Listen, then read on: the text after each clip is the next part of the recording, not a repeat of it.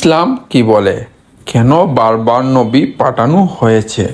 এই ছবিটি আমাদের স্মরণ করিয়ে দেয় মানুষ কখনোই আল্লাহর দিক নির্দেশনা ছাড়া ছেড়ে দেওয়া হয়নি। হযরত আদম আলাইহিসসালাম থেকে শুরু করে শেষ নবী হযরত মুহাম্মদ মুস্তাফা সাল্লাল্লাহু আলাইহি ওয়াসাল্লাম পর্যন্ত প্রতিটি যুগে আল্লাহ মানব জাতির জন্য পথ প্রদর্শক পাঠিয়েছেন। আল্লাহ বলেন, নিশ্চয়ই আমি প্রত্যেক জাতির কাছে একজন রাসূল পাঠিয়েছি, যেন তারা আল্লাহর ইবাদত করে এবং তাগুত বা গুনাহ থেকে দূরে থাকে। ইসলামী যুক্তি কি বলে? মানুষ ভুলে যায়, পথ হারায়।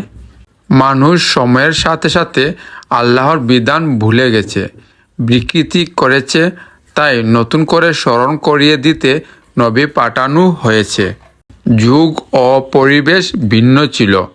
নূহ আলাইহিসসালাম এর যুগে ছিল মহাপ্লাবন, ইব্রাহিম আলাইহিসসালাম এর যুগে ছিল মূর্তি পূজা, মুসা আলাইহিসসালাম এর যুগে ছিল ফেরাউনের জুলুম, ঈসা আলাইহিসসালাম এর যুগে ছিল আত্মিক অবক্ষয়, আর মুহাম্মদ সাল্লাল্লাহু আলাইহি সাল্লাম এর যুগে ছিল সর্বজনীন মানবতা।